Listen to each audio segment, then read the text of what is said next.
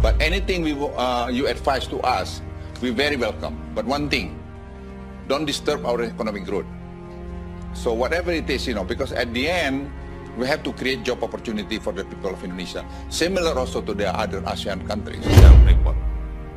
Sebelumnya kita hanya memiliki saham di situ hanya 9%. Kemudian kita ambil alih dengan negosiasi. Sekarang sudah mayoritas menjadi 51%. Artinya Freeport itu bukan milik Amerika lagi, sudah milik Indonesia, milik negara kita. Jadi jangan punya ada bayangan di sini Freeport itu Amerika, sudah Indonesia.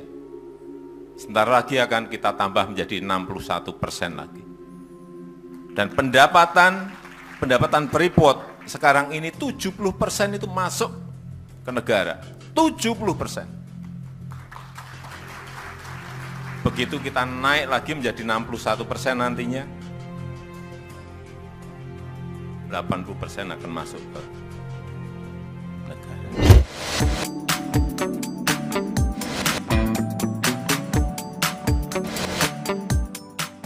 Tantangannya besar, tantangannya tidak mudah, butuh nyali, butuh keberanian. Kadang-kadang, ini kok di dalam negeri, kita ngambil alih seperti ini, nggak ada yang dukung, diem-diem saja, malah kadang sebagian membuli. Tapi saya sudah terbiasa, dihina, difitnah, dicaci maki, diejek. Saya terus saja. Kalau saya yakini benar, saya akan terus. Dulu waktu kita mau ambil Freeport kembali, mayoritas informasi yang saya terima memang semuanya menakutkan. Menakutkan semuanya. Nanti Papua akan goncang, Papua akan lepas, Amerika akan marah. Ini kan mimpinya Amerika ini, karena mereka mau jadi leader dalam konteks. Kita sih mana aja sepanjang tidak mengganggu pertumbuhan ekonomi kita. Jadi saya bilang sama mereka kan seperti mau ngatur. Saya bilang kalau kau ngatur-ngatur kami nggak mau. Cita-cita Indonesia menguasai salah satu tambang emas terbesar di dunia bukanlah perkara mudah. Namun, tidak mudah bukan berarti tidak bisa diwujudkan.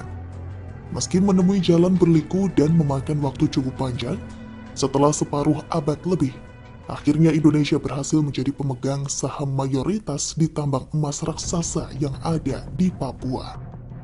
Sayangnya upaya pemerintah merebut kembali Freeport tersebut kurang mendapat dukungan dan justru mendapat respon negatif dan pesimis hingga dianggap sebagai pencitraan semata.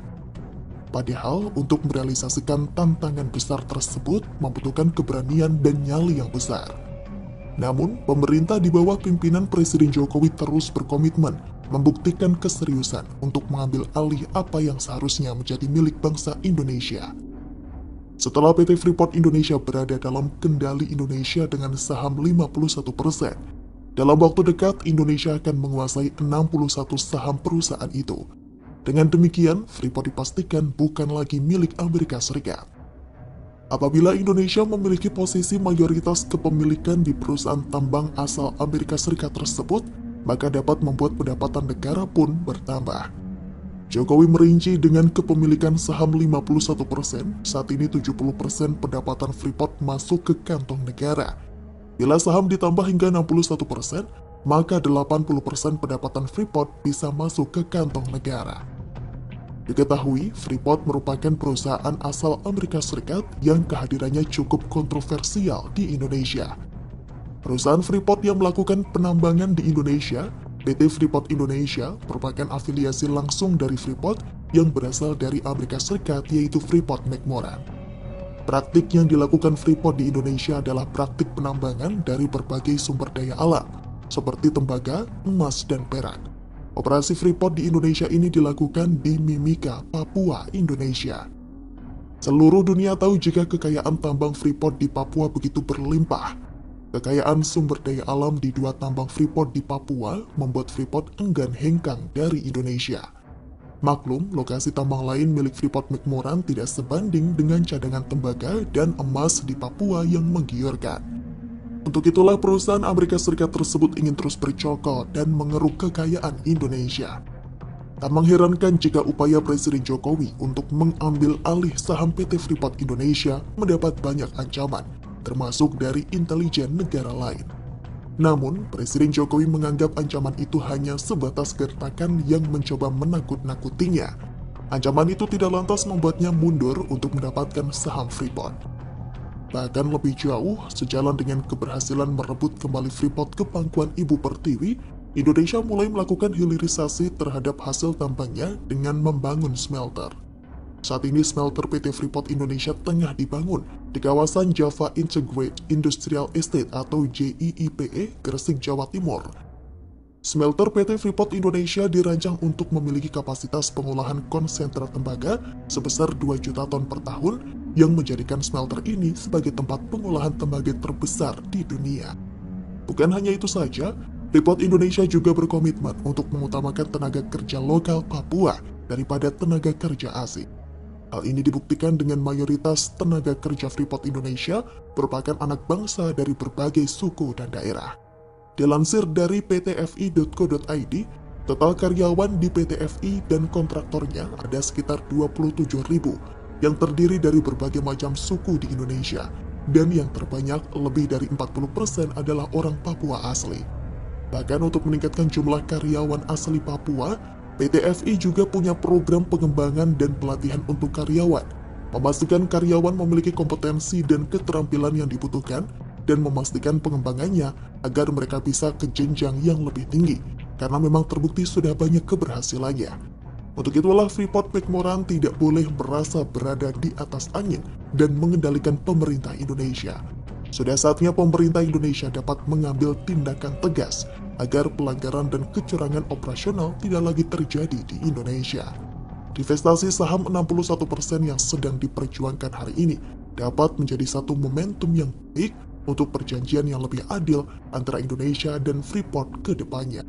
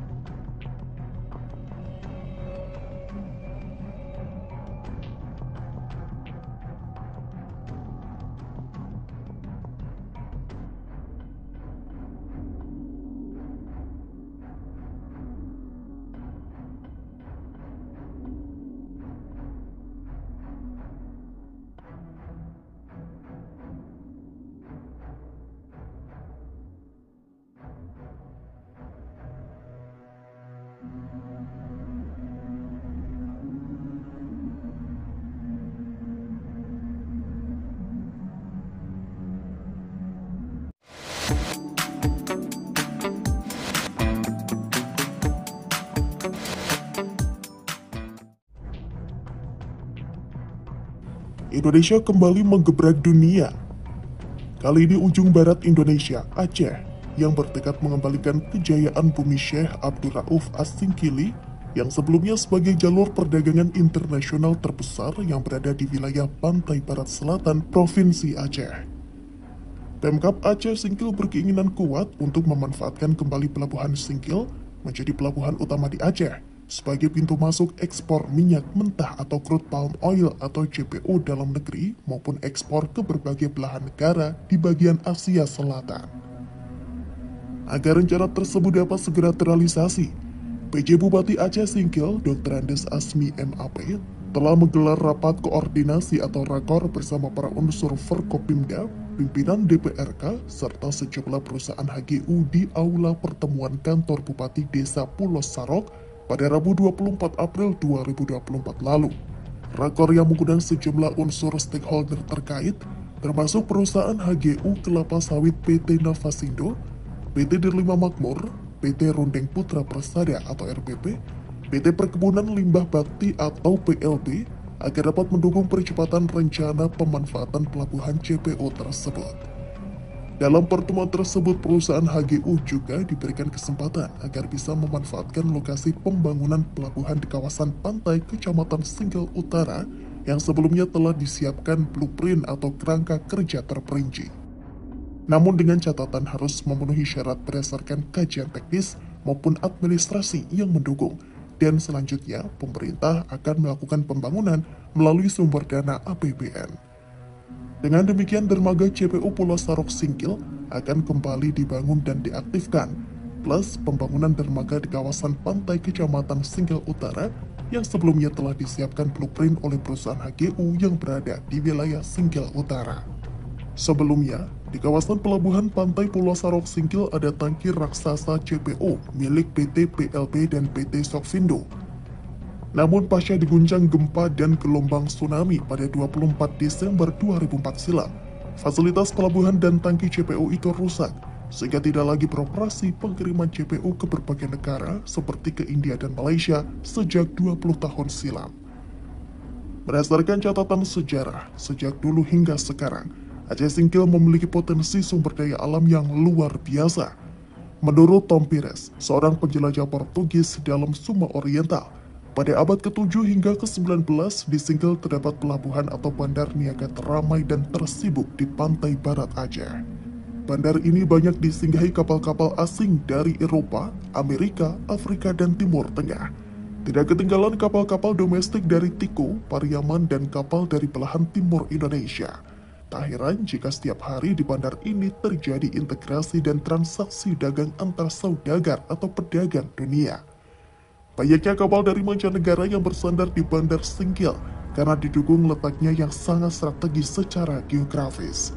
Singkil terletak di pesisir pantai kawasan Samudra Hindia, sehingga Singkil berada dalam lintas dan jalur perdagangan internasional.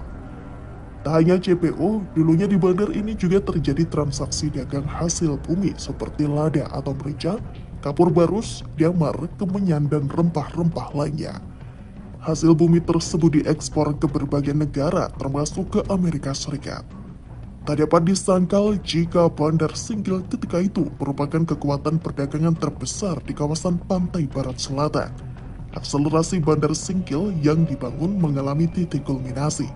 Kehebatan bandar ini membuat negara-negara lain merasa perlu untuk menjadikan Singkil sebagai poros perekonomian dan niaga di bagian barat selatan Aceh.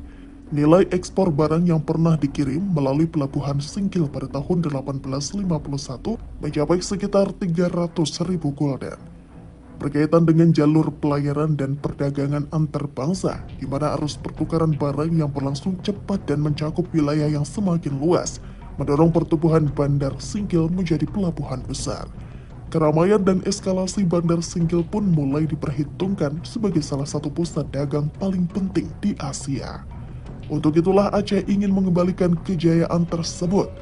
Untuk sekedar diketahui, peletakan batu pertama pembangunan sentral tangki JPO HGU telah diresmikan oleh Gubernur Aceh Zaini Abdullah pada tahun 2014 lalu. Sayangnya tidak satupun perusahaan pengolahan minyak kelapa sawit membangun tangki JPO, sehingga hanya jadi hamparan tanah lapang tak bertuan, padahal sudah menghabiskan investasi uang negara miliaran rupiah untuk pematangan lahan. Terkait program tersebut, dukungan penuh dari pemerintah Aceh dan pemerintah pusat sangat diharapkan, sehingga dapat realisasi dalam waktu dekat.